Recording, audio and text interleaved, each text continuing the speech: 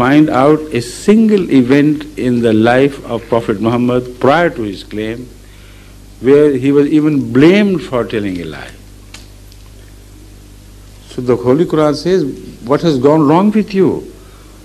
Here is a man who lived 40 years of his life.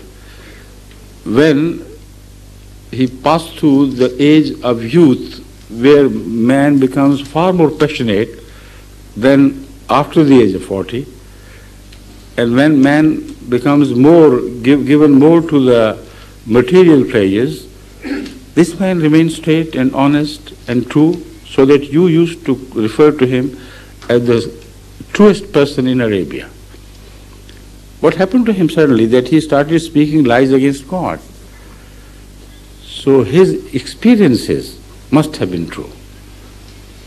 So such are the people who are likely to receive genuine revelations from Allah, and those revelations have also a proof which can be externally verified. So there is the second part. So we leave the area of just psychic impressions of the person who is going through these experiences and enter the area of the observers around him. Of that, the Holy Quran gives the example of Joseph at the time of one of the kings of Egypt. I don't want to repeat the whole story, but this, I think, is also known to the Christians and the Jewish people and Muslims all alike.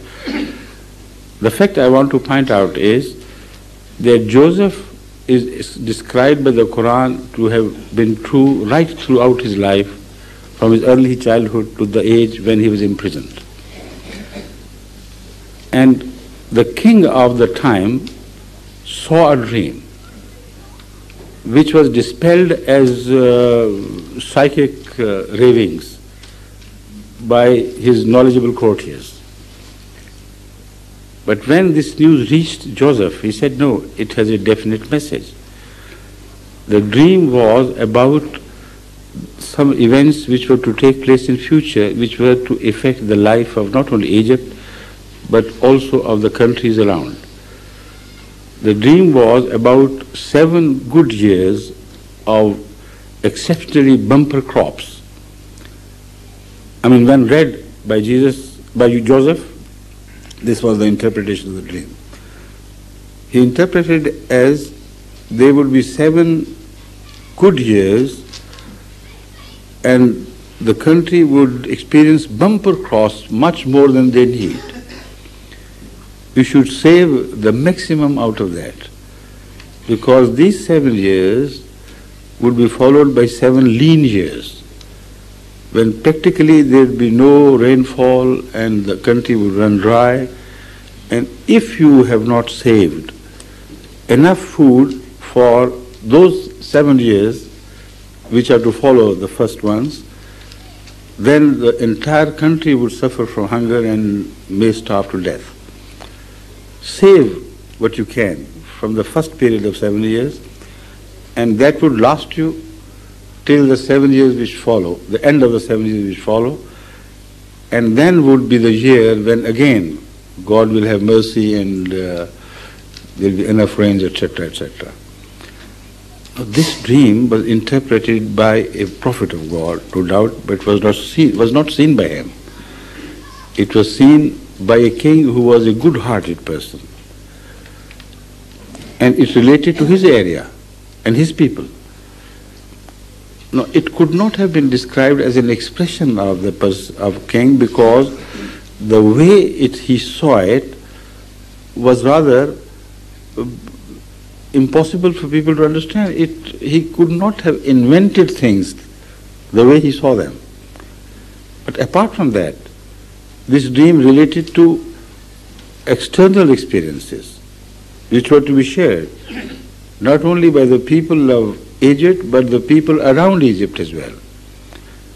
And according to the preserved history, this is exactly what happened. So you can't dispel it as a psychic experience or a raving of a mad person. This has to be from God.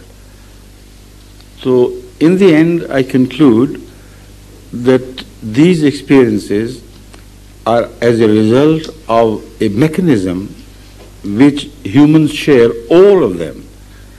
Otherwise, all of them would not be invited by God to improve the quality of their life so that they become, or they gain communion with God. This is the communion of God I'm talking about, which is possible for every person if he improves the quality of his own life and becomes true. But even without it, people have these odd experiences to assure the mankind that this is not something which is invented by prophets. This is a human experience which can be seen universally, which prevails universally, so that man as such stands witness to the fact that such communion with God, between God and man, is possible. Got it? Thank you. Hazur, next question is from Mr. Fred Sessi from Peckham. Mr. Fred Sessi. From? Peckham. Yes. Good afternoon, Your Highness. Your Highness, in your opinion, I just want to know how the Islamic religion and the Christian religion that are generally taken to be the most powerful religions in the world can work together for harmony in the whole world. For? Harmony. Yes, in the world. In the whole world, yes. Thank you. Please. Thank you. You see, harmony in the world cannot be created while you're not harmonized within yourself, first of all. And without there being a harmony in the ideologies, religious ideologies of one people and other people. So they are basic essentials for creating harmony. Otherwise, only you talk of harmony. It's just a lip service to the issue of world peace, etc. It doesn't mean anything at all. So we must begin with the creation of harmony within. This can be done only by your being true. Because it is hypocrisy which creates disorder and disharmony.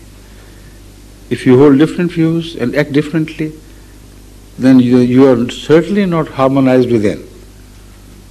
And as such, you can talk of big things and good things, and you may do a few, practice them a little, but you cannot change the lot of the world. You must be equipped with your own inner harmony. You must believe, you must act according to your beliefs. Now that would create a sort of harmony, which may be good and may also be bad. Because if your ideologies are wrong and you are harmonized with those ideologies, then you may attain a sort of inner harmony, but it still be bad for the world around. For instance, the mullahs, the Muslim clergy, who genuinely believe that in the name of God they have the free license to kill others and to indulge in sabotage of planes, etc., etc. They may feel themselves at harmony within, but for the world around they are dangerous. So just the issue of harmony is not sufficient. We have to go deeper into that issue to define harmony again. According to the Quran, the harmony of which the Quran speaks is not a harmony between religious ideologies and human practices alone. It is the harmony between human thoughts and the concept of humanity as such, which is universal. Harmony between ideas and goodness. So the Holy Quran develops this subject further and refers to it in so many verses. If a person is good, in the sense that he can be described good universally, not with reference to any religion, then if such a person finds harmony within himself, he will be good for the mankind as a whole. And according to the Quran, all